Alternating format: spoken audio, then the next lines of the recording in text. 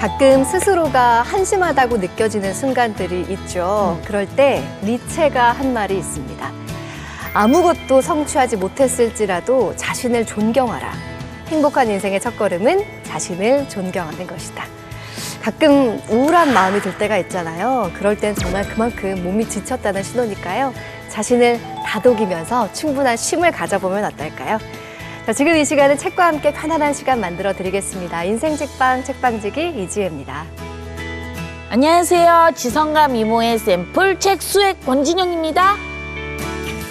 안녕하세요. 프로 지식 탐험가이자 작가 이시안입니다. 네, 첫 번째 코너 시대별 베스트셀러 만나보는 시간입니다. 아는 척 책방, 오늘은 어떤 시대로 가볼까요? 네, 오늘은 2013년으로 가볼 텐데요. 2013년 하면 딱히 뭐가 확 떠오르진 않잖아요. 네. 그렇죠? 그 전년도에는 런던 올림픽도 있었고 또 싸이의 강남 스타일이니 뭐니 네네. 대선 뭐 이런 이슈도 있었어요. 근데 네. 이 해는 좀 조용하거든요. 그래서 오히려 좀 힐링이 되는 그런 해가 아니었나 싶기도 합니다. 이 시기에 많은 분들이 찾았던 책이 어떤 책들인지 궁금합니다. 2013년의 베스트셀러 만나볼까요?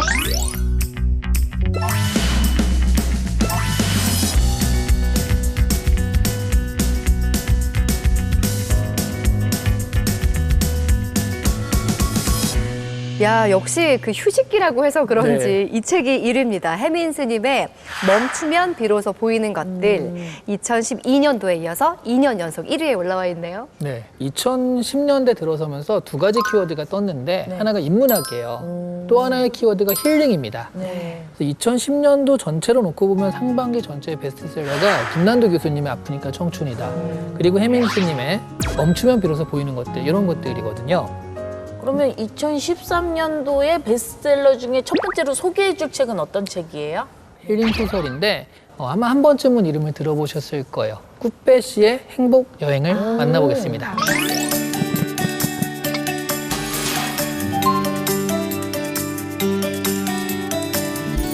2013년 베스트셀러 2위가 프랑스와 르로르의 꾸빼 씨의 행복 여행이에요. 이 작가 이름이 나서실 텐데 이분은 그 정신과 의사세요, 프랑스에. 네네. 그래서 이 책 속 주인공 꾸빼 씨가 정신과 의사거든요. 이렇게 치료를 하는데 계속 이 진료실 안에만 있다 보니 이게 과연 여기 행복이 있는가, 이걸 생각하면서 꾸빼 씨가 여행을 떠나는 그런 얘기예요.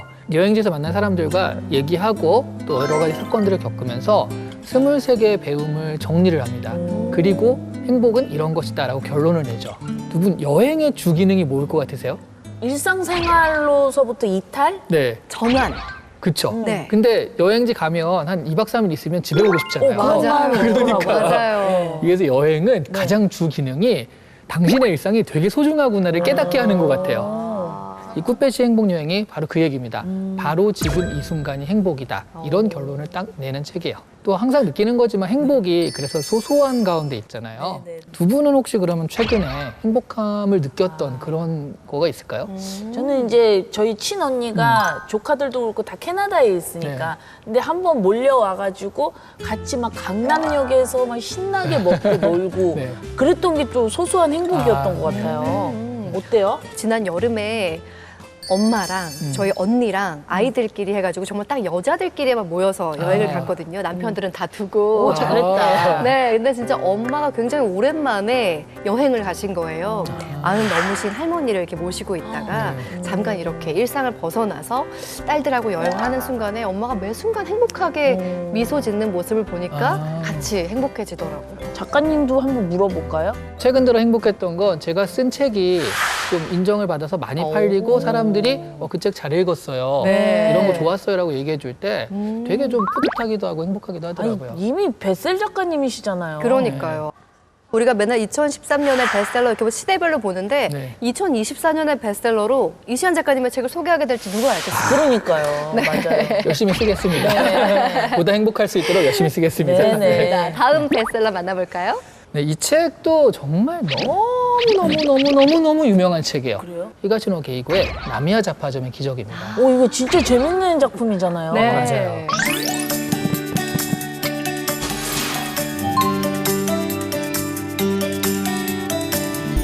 2013년 베스트셀러 5위예요. 정말 이가시노 게이고는 우리나라에서는 추리소설 작가로 많이 알려져 있습니다. 3명의 청년이 도둑질을 하다가 네. 자동차가 훔쳐 타고 가다가 고장이 나거든요. 그래서 폐건물로 도망을 가게 됩니다. 네네. 그게 이제 옛날에 문을 닫았던 자파점이에요. 나미야 자파점. 여기는 외부 세계와는 다르게 시간이 흐르는 겁니다. 오. 갑자기 무슨 편지가 들어오는 거예요. 우와. 그 고민 상담 편지거든요. 알고 보니까 33년 전 과거에서 온 편지인 거예요. 우와. 근데 여기 보면 뭐 올림픽에 출전할지 말지 고민이에요. 음악을 계속할지 말지 고민이에요. 뭐 이렇게 돼 있잖아요. 그래서 음악하고 이 사람이 누군지 이름을 보니까 되게 유명한 그 음악의 작곡가인 거예요. 오, 미래에서 보니까. 그러니까요. 그러니까 꼭 해야 된다고 이 사람은 뭐 이런 식으로 희망을 주고 굉장히 좀 나이브한 말투, 직설적인 말투로 그냥 팍팍 얘기하는데 그게 또 힐링이 돼가지고 좋은 어떤 성과가 있고 그렇거든요. 네. 나중에 보면 이 각자 다른 사연들이 다 뭉뚱그려가지고 또 하나의 스토리로 연결이 돼요. 나미야 자파점이 힐링 소설물이었거든요. 여기에 영향을 받아서 한국에서 뭐 불편한 편의점, 그렇죠. 메리골드 마음 네. 세탁소, 무슨 사진관, 서점, 뭐 휴남동 서점 이런 식으로 장소 힐링물이라고 비슷한 게 굉장히 많이 나옵니다. 네. 이런 힐링 소설물의 가장 원조격이 되는 그런 소설이에요. 3인조 도둑의 굉장히 엉뚱하면서도 솔직했던 조언이 기억이 나는데요. 이게 계속 이야기가 전개되면서 얽혔던 인물 관계들이 연결되면서 다 비밀들이 풀리잖아요. 이때 느끼는 짜릿함이 또 굉장한 재미였던 맞아요. 기억이 납니다. 자, 2013년에 베스트셀러 만나보고 있는데요. 다음 책은 어떤 책인가요? 꽃배씨 행복여행이 프랑스 정신과 의사가 쓴 책이잖아요. 네. 이번에는 국내 정신과 의사가 쓴 책을 소개해드릴까 합니다. 세 번째는 2013년 베스트셀러 10위거든요. 이근우, 김성경 작가의 나는 죽을 때까지 재미있게 살고 싶다라는 책입니다.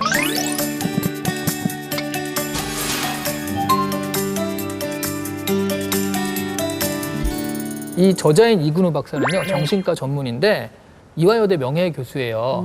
그런데 이분이 2013년 당시에 78세였거든요.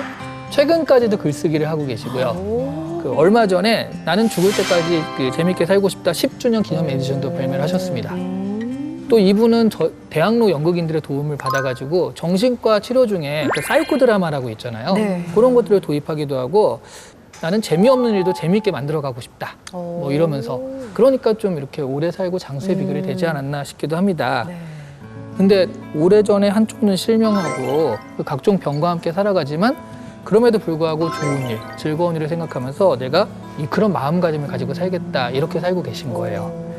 그러니까 재밌어서 재미있게 사는 게 아니라 재미없는 삶도 재미있게 살고 싶다라는 의지의 반영이기도 한 거네요. 네. 그러면 이분이 얘기하는 여러 가지 요령 중에 제일 첫 번째가 뭐냐? 나이 들면서 아들과 함께 살면서 네. 며느리에게 가장 먼저 가르친 거라고 합니다. 네. 그 며느리도 모르는 비밀이 아니라 네. 며느리한테 제일 먼저 가르쳐준 비밀이래요. 난 무슨 고추장인 줄 알았잖아요. 그러니까요. 그러니까 제일 첫 번째는 네. 거절하는 법부터 배워라. 아, 거절하는 네. 거 이거 진짜 중요해요. 그러니까요. 네. 거절 못해가지고 끌려다니는 일 맞아요. 많잖아요. 그런 삶의 지혜가 담겨 있습니다. 그렇구나. 근데 젊은 사람도 몸 아프면 매사가 귀찮아지고 막 무기력해지잖아요. 네. 근데 이 내용을 보면 몸이 아픈데도 매사를 즐겁게 살기 위해서 노력한다는 그 노학자의 삶이 굉장히 존경스러웠거든요. 그러게요. 그게 정말 뭔가를 많이 가져서 갖는 여유는 아닐 거라는 생각이 드는데 정말로 멋있게 나이 드는 방법이 무엇인지를 배울 수 있는 책이 아닐까 하는 생각을 하게 됩니다. 자, 오늘은 아는 척 책방 2013년의 베스트셀러 만나봤습니다. 다음 시간도 기대할게요.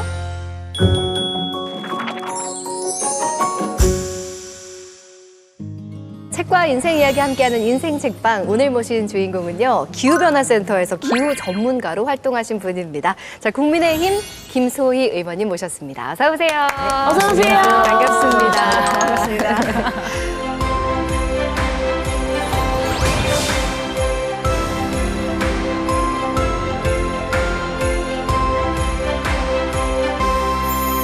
네, 뭐 기후 위기 요즘 정말 많은 분들이 이야기하는데 정말 기후야말로 전 세계가 주목하는 문제라고 할 수 있잖아요. 이번 국회에서 기후 전문가로서 굉장히 책임감이 막중하시겠습니다. 108명 의원님들이 저희 우리 당에 기후 전문가 들어왔으니 이제 기후 걱정 안 해도 되지 이런 말씀 주실 때마다 걱정이 시작된 거 어깨가 아닌가요? 예. 네.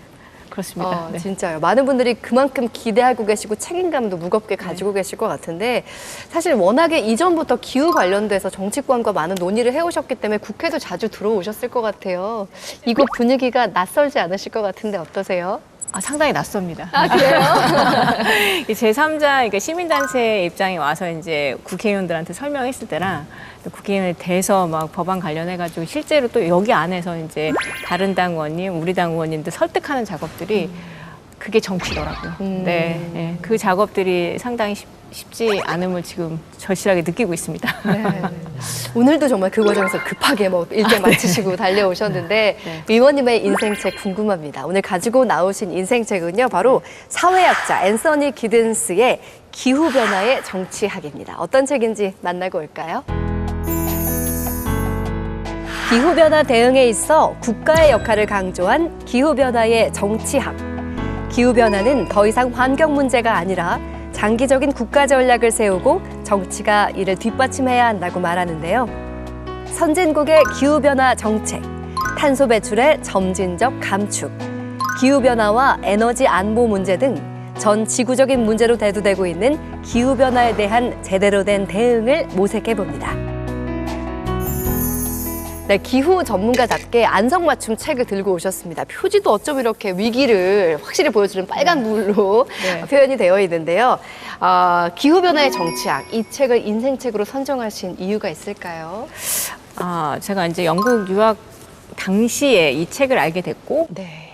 2008년, 2009년 유학 당시에 이제 영국은 기후 대응에 굉장히 이제 국가적으로 준비를 많이 했던 타임이었고, 저는 공부할 당시에 이 책 덕분에 이제 기후 쪽을 한번 새롭게 도전해 볼까, 뭐 이런 그 약간 저한테 이제 뭔가 도전을 일으켰던 책이었고, 그때 읽었었을 때랑 국회에 들어와서 정말 정치인의 입장으로 또 다시 정독을 했습니다.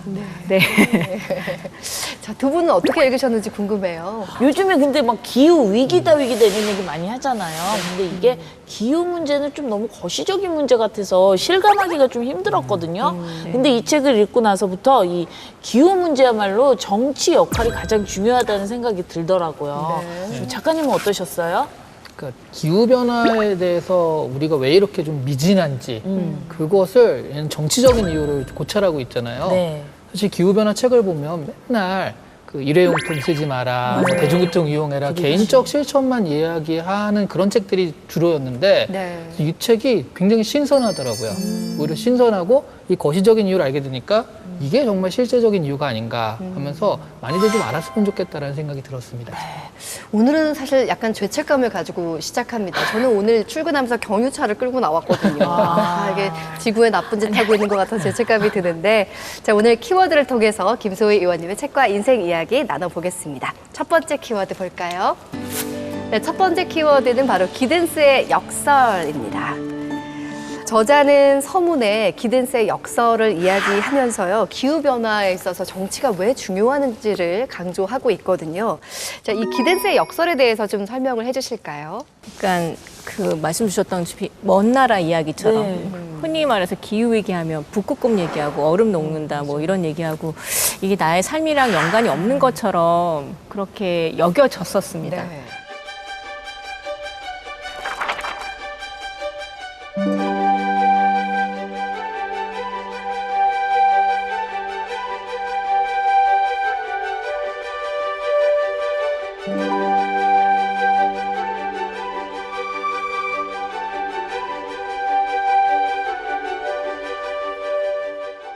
근데 이제 최근 들어서 이제 계속 여름이 길어지고 폭염을 겪으면서 모든 우리 국민들 설문조사를 하면 다 기후위기 심각하다, 뭔가 해야 된다 네. 라고 얘기하시지만 정작 실천에 옮기시지는 않습니다. 네. 이 인식과 이 실천의 갭이 엄청 큽니다. 맞아요. 위기인 걸 알면서도 오늘 이렇게 배달 음식 시켜 먹잖아요. 우리. 네. 네. 그 인간은 기본적으로 편리함을 추구하기 때문에 이 편리함에 대한 이기심과 알고는 있는데 이거를 실천으로 옮기지 못한 이 괴리를 줄이는 거가 이 책이 이제 사회학자가 엄청 유명한 사회학자가 쓰셨잖아요. 지금까지는 이제 기후변화를 말씀드릴 때 보통 이제 지구과학이나 대기학 하시는 과학자들이 말씀 주셔가지고 거와는 다르게 사회학자 입장에서 이 내용을 풀었기 때문에 그래서 적극 추천을 드리는 바입니다. 다들 기억나세요? 우리 학창 시절에 환경 포스터 그렸던 기억도 나실 거예요. 맞아요. 거기에 뭔가 심각한 환경 위기에 대해서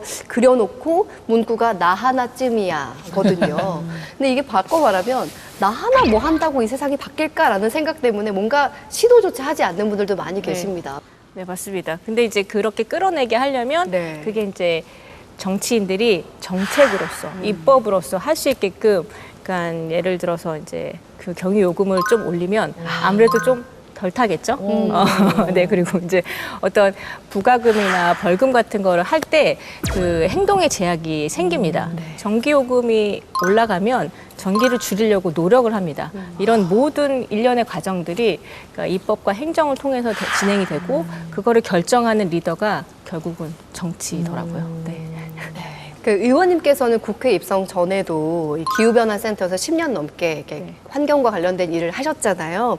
근데 기후변화센터 뭘 하는 곳일까 많이들 모르실 것 같은데 어떤 일들을 하시나요? 크게 이제 세 가지 업무를 하는데 첫 번째가 기후변화가 뭔지, 기후변화가 뭘로 일어나는지 이제 약간 인식을 높이기 위해서 리더들은 어떤 역할을 하셔야 되는지 그런 과정들을 운영했고 또 청년들을 대상으로 앞으로 기후위기 시대에 살아야 되는데 청년들은 이 문제에 대해서 어떻게 바라봐야 되는지 이렇게 교육 프로그램을 하는 파트가 하나 있었고 두 번째가 이제 정책 제안 파트였습니다. 이 정책 제안 파트는 정부가 지금 이런 정책을 만들어야 되는데 안 만들고 있잖아요. 그럼 전문가들을 모아서 토론회 같은 걸 열면서 기사화를 통해서 정부로 하여금 정책을 만들게끔 이제 푸시를 하는 그런 작업들을 하는데 그런 작업들을 할 때 국회의원들의 도움을 받아서 합니다.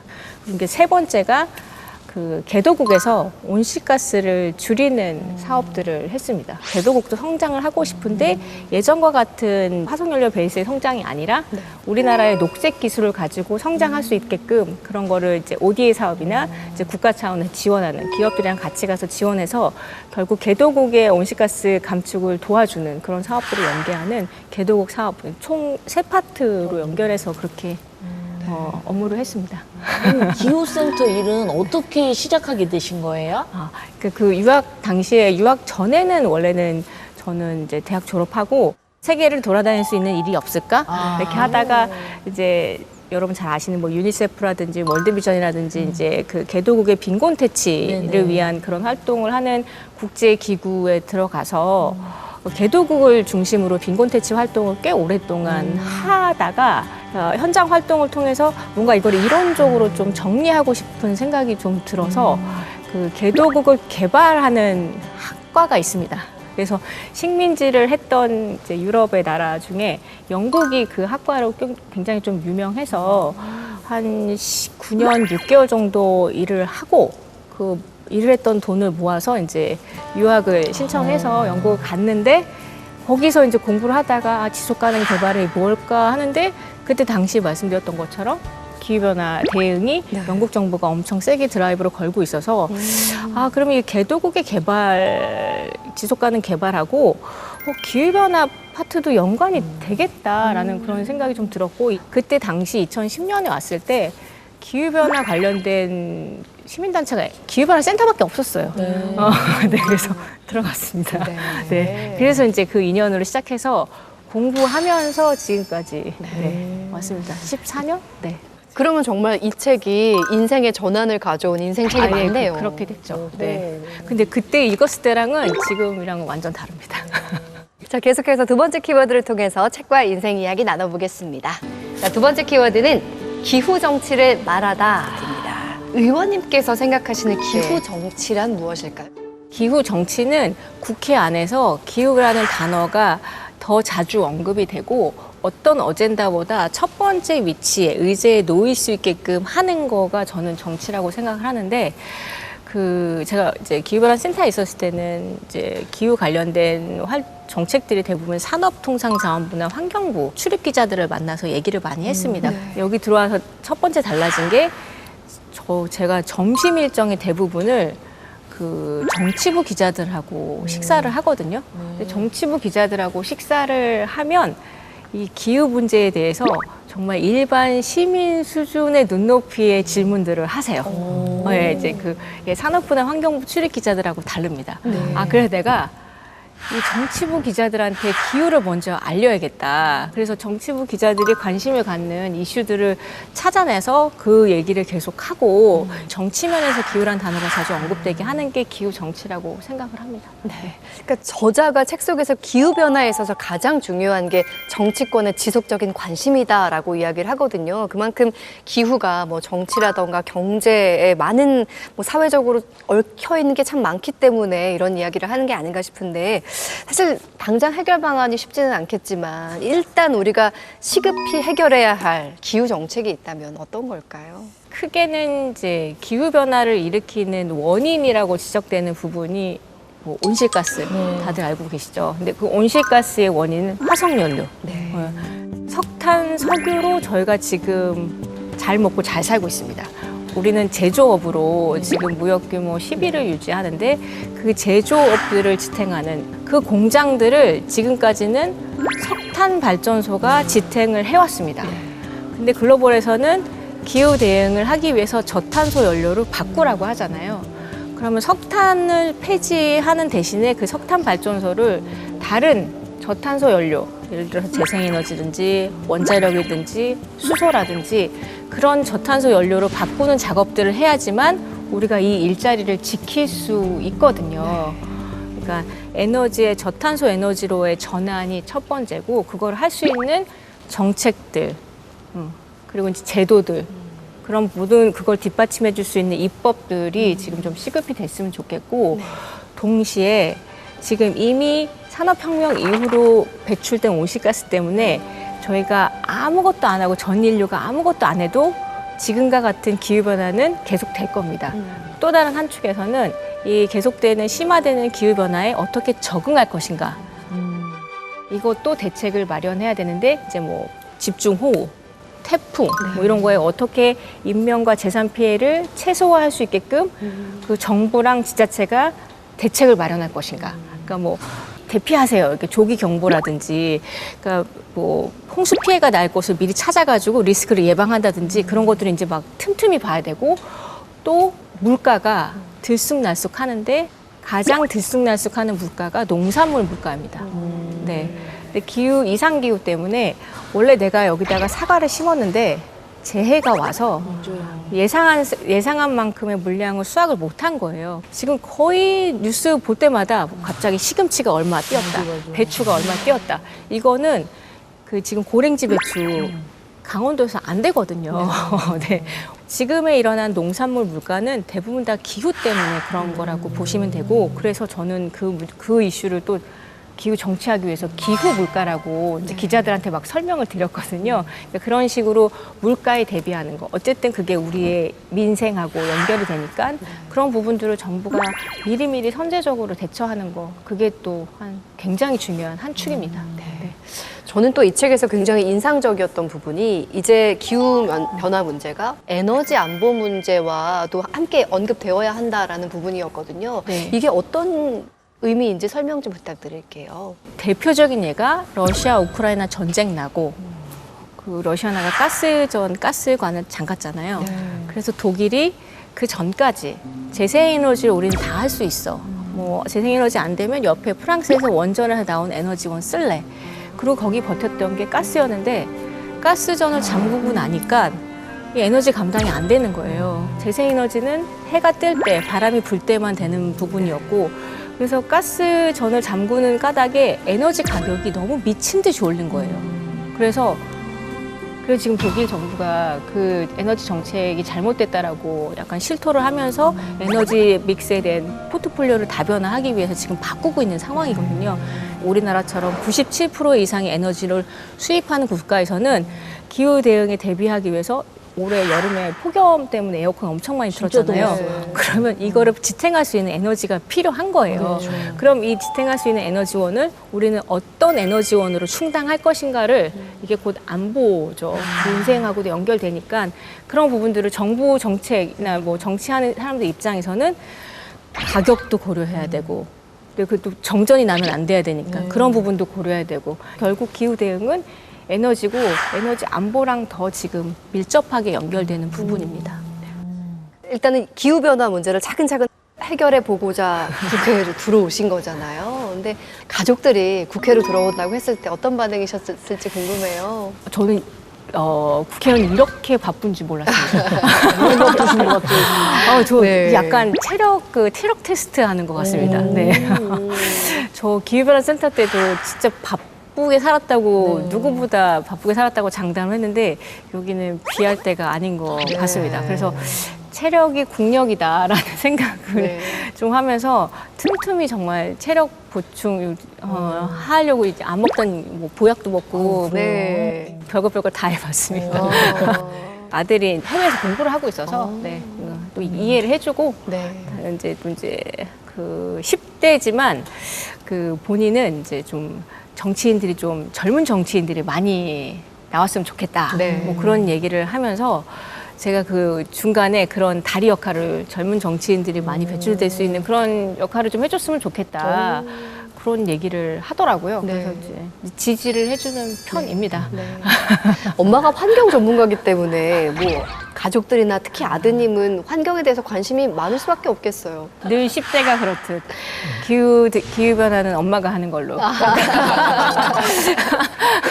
근데 이제 본인이 아마 이제 공부를 하거나 직장에 들어가면 엄마가 했던 활동이 이거구나 스스로 깨닫게 되지 않을까 그렇게 생각합니다. 저도 아이들을 키우면서 아이들이 살아갈 미래 걱정을 하다 보니까 환경 문제에 관심을 가질 수밖에 없는데 그래서 저는 아이들을 분리수거를 조기 교육으로 시켰거든요. 자, 플라스틱 여기다 버려야 되고 이런 거 하는데 그래서 뭔가 작은 노력들이 필요할 것 같아요. 뭐 샴푸 바로 바꾼다든지 친환경 소재로 바꾼다든지. 그럼 의원님은 전문가기 때문에 바꿔가는 것들이 있을 것 같은데 혹시 저는 생활 속에서 실천하고 있는 게 있을까요? 제가 국회에 들어와서 첫 번째 당선되고 와서 당선의 총회 때 그때 마침 4월 22일이 전 세계 지구의 날이었어요. 그래서 4월 22일 오늘 지구의 날이고 그래서 우리 당 의원들은 되도록이면 일회용품 안 쓰고 텀블러 들고 다니고 이렇게 생각보다 의원들이 종이를 굉장히 많이 씁니다. 그래서 그 종이 출력하는 걸 좀 덜 하고 네. 현수막도 되도록이면 안 쓰고 이런 몇 가지 이제 그 실천 항목들하고 이제 같이 했으면 좋겠습니다. 이렇게 약간 요청을 드렸거든요. 근데 이제 호응해 주시는 의원님들도 계시고 맞다 우리 그렇게 해야지 했는데 막상 의원실에서 그거 실천하기 굉장히 쉽지 어렵거든요. 않죠. 그래서 종이컵 안 쓰게 해서 이제 우리 보따리 이렇게 싸가지고 가서 네. 컵다 놓고 물 따라 드리고 그러니까 그런 거부터 하려고 하고 네. 이제 텀블러 들고 다니는 거 하고 네. 이제 현수막 할 때 되도록이면 그냥 LED로 해서 현수막 되도록이면 안 하려고 하고 그 국회에 자료 보내줄 때 웬만하면 그냥 전자문서로 보내주세요. 뭐 이런 활동을 하려고 합니다. 네. 저희 인생식빵에서도 종이 안 쓰려고 이렇게 패드를 이용해서 우리 컵을 이용하고 있습니다. 의원님들 중에 패드 네. 쓰시는 분들 그리고 굉장히 많으세요. 네. 저 빨래핀으로 머리 한번 감아봤거든요. 네. 이제 나 하네요. 샴푸 안 쓸 거야. 빨래핀으로 아니. 감았는데 머리가 쿠키가 되고 바스라질 것 같아. 샴푸를 대신할 수 있는 비누가 있습니다. 맞아요. 네, 샴푸 네. 바가 있습니다. 알겠어요. 네, 있습니다. 조금씩 그 귀찮음과 불편함을 감수하면서라도 지구를 위한 작은 실천을 할 수 있을 거란 생각이 드는데 그렇게 하나하나 신경 쓰다 보면은 사실 얼마나 숨 돌릴 틈도 없이 그러니까요. 바쁘실까 싶어요. 지금 홍길동이에요. 의원님께 홍길동 여기 나타났다 저기 나타났다 너무 바쁘시니까 잠깐 쉬어가는 코너를 네, 준비했습니다. 좋습니다. 네. 권진영의 결정 OX 시간 준비했습니다. 자, 그럼 첫 번째 질문 드리겠습니다. 기후변화에 무관심한 사람을 보면 솔직히 화가 난다? 하나, 둘, 셋. 아니에요. 화가 안 나세요? 그렇지는 않고 내가 더 노력을 해야겠구나 이런 생각을 합니다. 네. 화가 날 정도는 아니고 이제 이거 약간 죄책감이 든다고 하셨잖아요.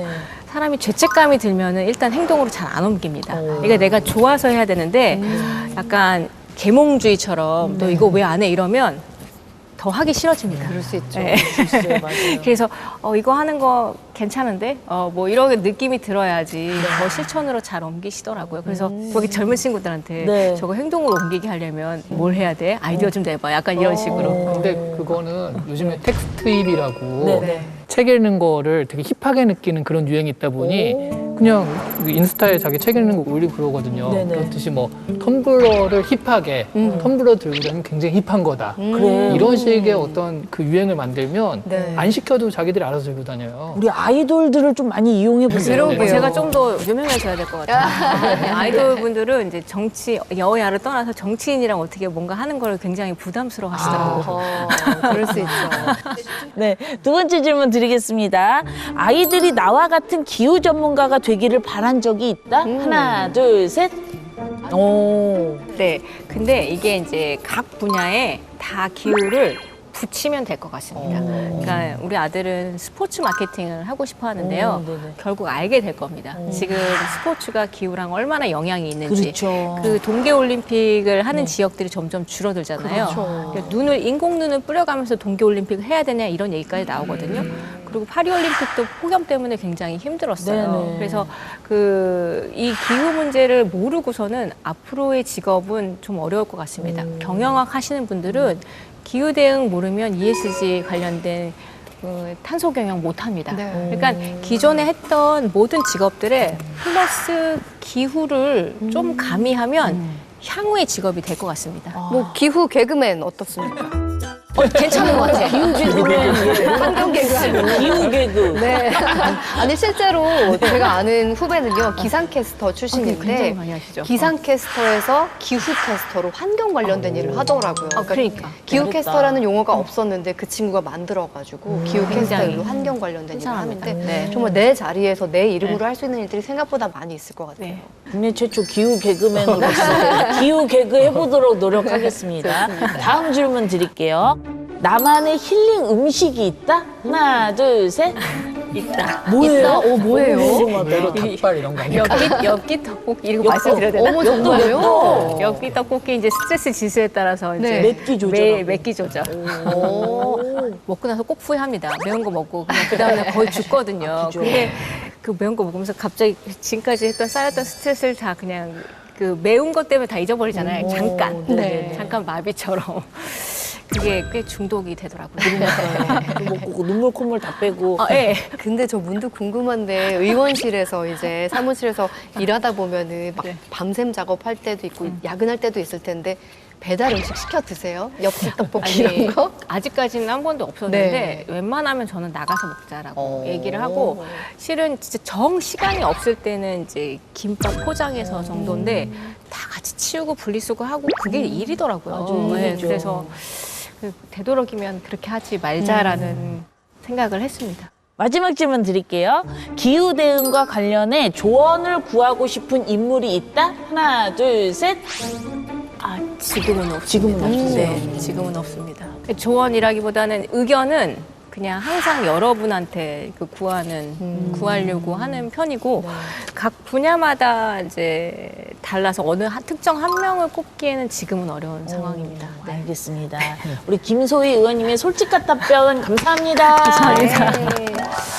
자, 마지막 키워드 함께 살펴보겠습니다. 자, 김소희 의원의 책과 인생 이야기 마지막 키워드는요. 호모 클리마투스 시대입니다. 이게 뭐지라고 굉장히 의아하시는 분들 많이 계실 것 같아요. 일단은 호모 클리마투스 어떤 의미인 건가요? 이게 프랑스 사회학자가 말씀 주신 건데 이제 저희가 호모 사피엔스 네. 그런 것처럼 호모 클리마투스 이제 기후 변화 시대에 그러니까 적응하는 인류입니다.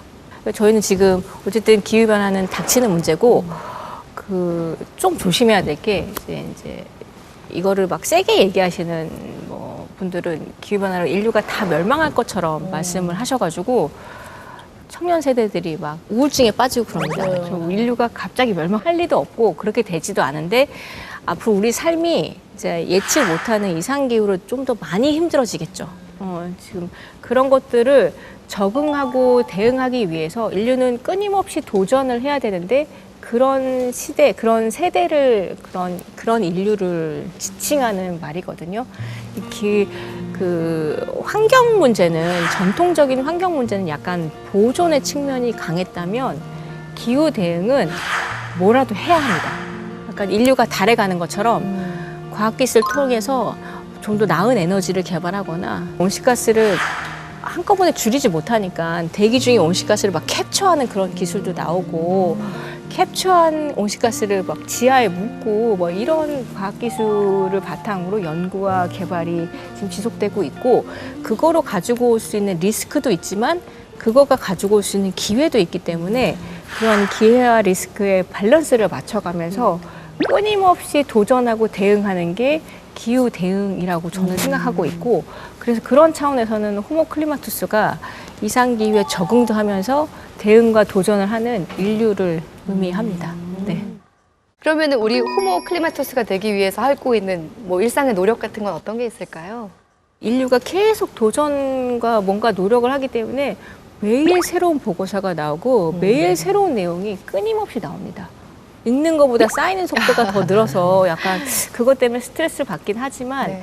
끊임없이 공부를 해야 합니다. 그러니까 그게 이제 호모 클리마투스인데 예전에는 이제 예를 들어서 화학공학이라든지 기계공학이라든지 그런 친구들이 예전에는 화석연료 베이스의 화학공학을 했단 말이에요. 그러면 앞으로는 저탄소 에너지니까 수소 베이스의 뭐 재생에너지 베이스의 뭐 새로운 이제 에탄올 베이스, 메탄올 베이스, 암모니아, 저탄소 에너지를 베이스로 한 화학공학을 공부해야 될 것이고 그런 식으로 다 바뀌는 거예요. 이제 예전에 경영학은 수익 창출에만 포커스를 했는데 탄소를 많이 배출하는 뭔가의 활동에 대해서는 마이너스가 들어가거든요. 그러면 탄소 회계라든지 탄소 경영이라든지 그런 기후 관련된 내용들이 꾸준히 본인 옛날 거 말고 새로운 내용을 업데이트해야지만 그 직업에서 살아남을 수가 있어요. 일단은 기후를 좀 관심을 좀 가져줬으면 좋겠고 관심의 첫 번째는 뭐 기사를 좀 읽어서 기사를 읽다가 좀 더 새로운 내용이 나오면 그걸 한 번, 두 번 더 이렇게 파고들다 보면 좀 더 깊이 있는 내용들이 나오잖아요. 그 깊이 있는 내용들을 좀 더 찾아서 보는 그런 습관을 좀 들여라. 그럼 어느 순간 네가 어떤 직업에서 기후를 붙여서 그 직업을 하고 있을 것이다. 그렇게 얘기를 하고 있습니다. 22대 국회에서 뭐 기후변화와 관련해서 네. 정말 많은 일들을 하셔야 될 것 같은데 그래도 이 임기 내에서 이것만큼은 꼭 해내겠다라고 생각하시는 게 있을까요? 기후 관련된 법안 발의는 열심히 하면 되는데 이제 제가 들어왔을 때 이제 기후 전문가가 들어왔으니까 기후 알아서 다 해줘 뭐 이런 거 하면 안 되잖아요. 네. 그 한 명의 기후 스피커가 아니라 우리 당에는 108명의 기후 스피커를 만드는 게 저는 목표고요. 그러면 이제 제가 법안 발의를 하는 건 한계가 있잖아요. 그러면 이제 옆에 이제 다른 지역구에 계신 의원님한테 이 지역구의 이 이슈는 기후변화랑 연관이 있는 것 같습니다. 이런 법안을 발의하시면 어떻겠습니까? 라고 이제 이런 브릿지 역할을 좀 하고 싶습니다. 그래서 108명의 의원이 기후변화 관련된 법안들을 다 하나씩 발의하시게끔 하는 굉장히 도전적인 목표가 있습니다. 야, 22대 임기 중에 정말 바쁜 하루하루를 보내게 되실 것 같은데요. 자, 오늘 김소희 의원님께서 가지고 오신 인생책 기후변화의 정책을 통해서 꼭 전하고 싶은 메시지가 있다면 어떤 걸까요? 정치의 중요성을 굉장히 강조한 책이기도 하면서 동시에 이 기후 대응으로 이제 어려워지는 그 상황에서 국가의 역할이 무엇보다 중요하다는 그런 메시지를 전달을 합니다. 이 책은. 그래서 그거를 ensuring states라고 해서 책임 국가라는 말로 이렇게 표현을 했는데 국민들이 기후 문제에 굉장히 걱정을 하잖아요. 그러면 이 문제에 국민들의 걱정을 덜어주는 책임 있는 국가의 역할을 해야겠다라는 그런 메시지를 던져주는 그런 정치가 그런 정치를 가지고 있는 정당이 선거에서 승리를 할 것 같습니다. 그래서 그런 메시지들을 전달할 수 있는 정치가가 되게끔 하는 거 그게 중요할 것 같습니다. 네. 진영 씨 오늘 의원님 만나본 소감 어떠셨어요? 얘기를 이렇게 나눠보니까 이제 진정한 산소 같은 여자. 김소희 의원님. 산소는 좋습니다. 이산탄소가 아니니까. 이게 좀 이렇게 CF처럼 좀 찍어보세요. 기후 전문가 산소 같은 여자. 뭐 이렇게 하면서 화장품 CF처럼. 네, 산소 같은 국회 이렇게. 네. 제가 이제 활성산소 같은 여자. 기후 개그맨으로. 기후 개그맨으로. 예. 이렇게 국민들을 위해서 계속 산소 같은 여자. 알겠습니다. 김소희 의원님 기대해 보도록 하겠습니다. 메시지 좋습니다. 네. 노력해 보겠습니다. 자, 이선 작가님 간단한 추천평 부탁드릴게요. 기후 변화에 대한 대응이 우리가 미진한 게 사실은 정치적이고 사회적인 이유다라고 해서 이게 우리가 손댈 수 없는 게 아니다라는 메시지를 이 책이 주는 것 같습니다. 우리가 진정으로 노력해야 될 부분이 어딘가, 힘을 써야 될 부분이 어딘가를 알 수 있는 그 알게 해주는 좀 이게 오히려 실제적인 책이 아니었나. 또 기후를 변화시키고 싶은 사람이라면 꼭 읽어봐야 될 책이 아닐까 추천을 드리고 싶습니다. 자, 의원님 오늘 마지막으로 시청자 여러분께 한 말씀 해주세요. 초대해 주셔서 감사드리고 이게 좀 재미없는 책일 수도 있지만 그 기후변화 문제에 진정 관심을 가지고 계신다면 꼭 한번 읽어봐 주셨으면 좋겠고요. 기후변화에 대한 관심에서부터 시작하니 관심을 좀 가져주시면 참 감사드리겠습니다. 네. 네, 나 하나쯤이야가 아니라 나부터 시작하자라는 네. 마음으로 우리 한 사람 한 사람이 마음을 바꾼다면 이 기후 위기도 우리가 극복해낼 수 있을 거라는 생각을 하는데요. 우리 의원님의 기후변화 의정 활동이 정치권도 확 바꿀 수 있기를 기대해 보겠습니다. 앞으로 활약 응원하겠습니다. 국민의힘 김소희 의원님과 함께했습니다. 고맙습니다. 네, 감사합니다. 감사합니다.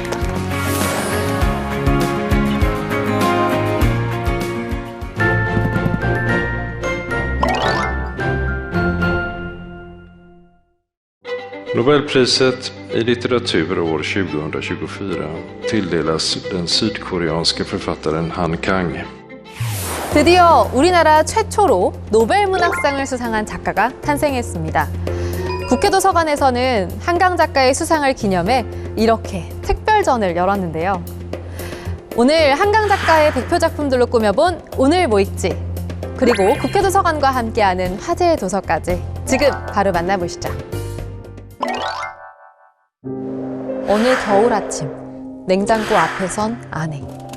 이윽고 그녀는 냉장고의 고기를 모두 버리고 육식과의 결별을 선언합니다. 한강 작가의 소설 채식주의자는 어느 날 채식주의자가 된 아내의 이야기를 다룬 책인데요. 크지도 작지도 않은 키, 길지도 짧지도 않은 단발머리. 무난한 성격에 식성도 좋았던 아내. 이 모든 것이 남편이 아내에게 끌렸던 이유였지만 유난히 고기를 좋아했던 아내의 식성이 특히 남편이 마음에 쏙 들어했던 점이었죠. 그래서 이런 아내의 갑작스러운 변화를 남편은 전혀 이해하지 못합니다. 어두운 헛간에 피로 뒤덮인 고깃덩어리들이 쌓여있는 끔찍한 악몽을 꿨던 아내. 그 꿈이 그녀를 채식주의자로 만든 것이었죠.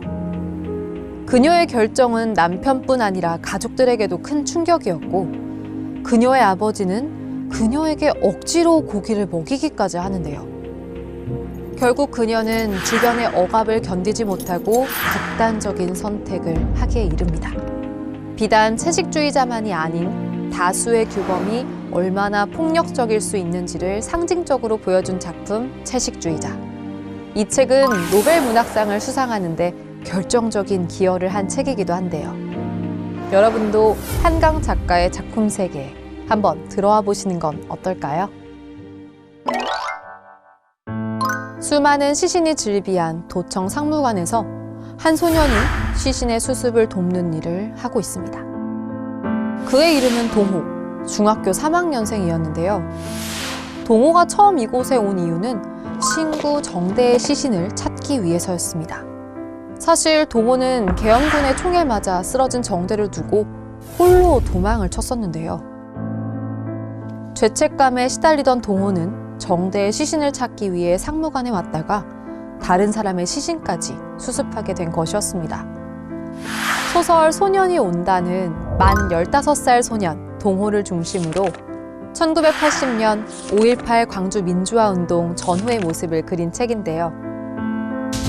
12살 아이들부터 노인까지 나이와 성별, 직업을 가리지 않고 무차별 학살을 가했던 당시 모습을 적나라하게 보여주었습니다. 계엄군의 습격이 예정되었던 저녁, 가족들의 만류에도 도청에 남기로 결심한 동호도 결국 목숨을 잃게 되는데요. 한참 친구들과 어울리며 공부할 시기, 시대가 만들어낸 안타까운 비극이었습니다. 역사의 소용돌이 속에서 비범한 용기를 보여준 동호.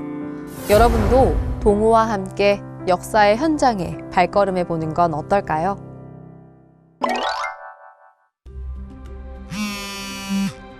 경아야, 지금 와줄 수 있어? 어느 날 친구 인선에게서 온 문자. 주인공 경아는 병원으로 향했고 그곳에서 손가락 봉합 수술을 받고 회복 중이던 인선과 만나게 됩니다. 인선은 어머니를 돌보기 위해 제주도에 내려가 목공일을 하던 중 변을 당했던 건데요. 병원에 있는 동안 집에 홀로 있는 앵무새를 부탁하기 위해 경아에게 연락했던 것이었습니다.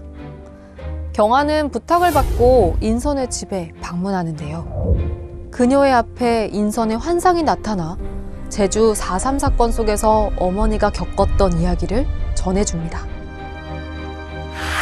소설 작별하지 않는다는 제주 4.3 사건의 배경으로 용서와 치유를 찾아가는 여정을 그린 책인데요. 4.3 사건의 피해자이자 유가족이었던 인선의 어머니 정심.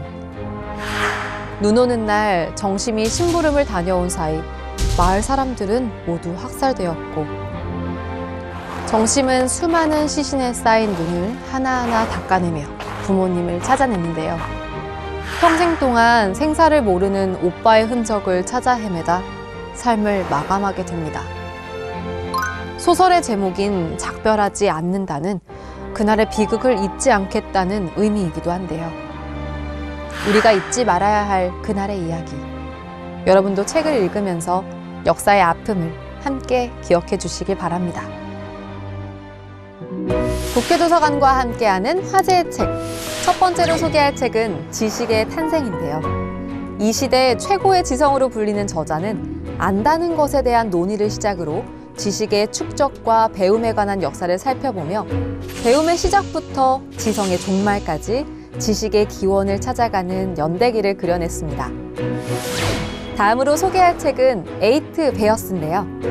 그동안 우리가 어떻게 곰들을 괴롭히고 희생시켰는가를 추적하는 책은 멸종위기를 마주한 채로 살아가는 전 세계 8종의 곰이 직면한 위험을 가감없이 파헤치고 드러내며 지구를 떠나 돌아오지 못할지도 모를 곰들을 위한 마지막 변론을 남겼습니다. 마지막으로 소개할 책은 화이트 홀입니다. 이 책의 저자인 카를로 로벨리는 제2의 스티븐 호킹으로 불리는 세계적인 물리학자인데요. 그는 최신 연구를 바탕으로 화이트홀의 실체를 추적하며 밝혀지지 않는 신비로운 존재, 화이트홀이 어떻게 생성되고 작동하는지를 찬찬히 설명하고자 했습니다. 한강 작가는 노벨문학상 수상에 대해 지금까지 그래왔던 것처럼 계속 써가면서 책 속에서 독자들을 만나고 싶다는 소감을 남기기도 했는데요. 앞으로도 제2, 제3의 한강 작가가 나오길 바라면서 오늘 모익지는 다음에도 새로운 책으로 다시 찾아뵙겠습니다. 감사합니다.